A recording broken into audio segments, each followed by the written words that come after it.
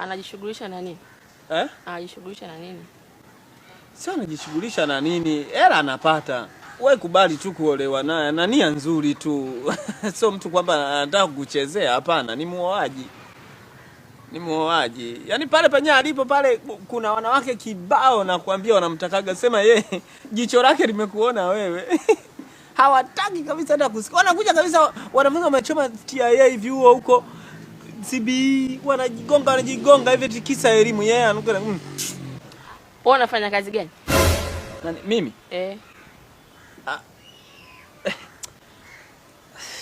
Swali zuri sana.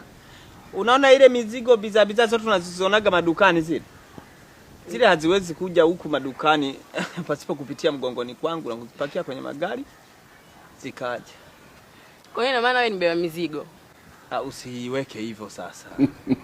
Yule anajishughulisha na nini? Anapata hela. Hela anapata. Unafikiri eti anaweza kukosa hela kukulisha?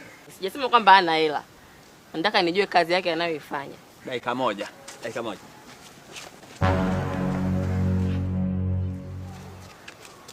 Bwana. Anauliza eti unafanya kazi gani? Mimi nashindwa nijibu nini. Hujamwambia kazi. Acha kucheka. Unafanya kazi gani anasema? Sasa nani doctor? Ndio kwa serious basi. Basi mwambie nimwambie unafanya kazi gani? Mwambie mimi rafiki yake na yaani rafiki zangu ni madaktari man. IT yes. Mwambie IT. Mwambie IT.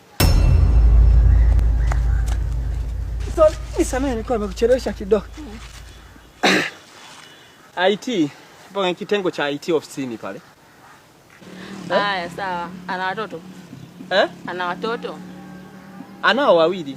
Sio mgumba, ana watoto wawili. Ana watoto wawili?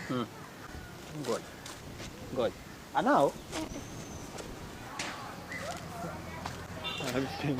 Sema eti. Una watoto wangapi? Aniulize eti una watoto? Wewe mwambie sina mtoto hata mmoja. Nishamwambia una wawili. Acha ujinga sasa, mwambie una watoto. Si ile ajua ni mzima. Wewe ni mgumba, mzima. Unaharibu, anajua tayari na mwanamke. Basi ndio nishasema, ndio hivyo nishasema. Wewe kangana mna kufanya. Tukijui niulize kwanza, unaenda kumwambia na namwambia susa na mimi susa tuondoke. Unazingua bana. Muaji wewe alafu unakuwa unazingua bana. Wewe nakwambia kama ukijui kitu niulize kwanza. Nenda sasa kamwambia. Kaka bana. Wewe tunaenda gotiwe unamwambia na watoto wawili. Wewe una akili kweli? Watu wawili nilizana. Uliniona nilivyokuwa na wazaa. Yaani hata utulii. Ulivyokuwa unashangaa hata mimi nilikuwa nashangaa hivyo.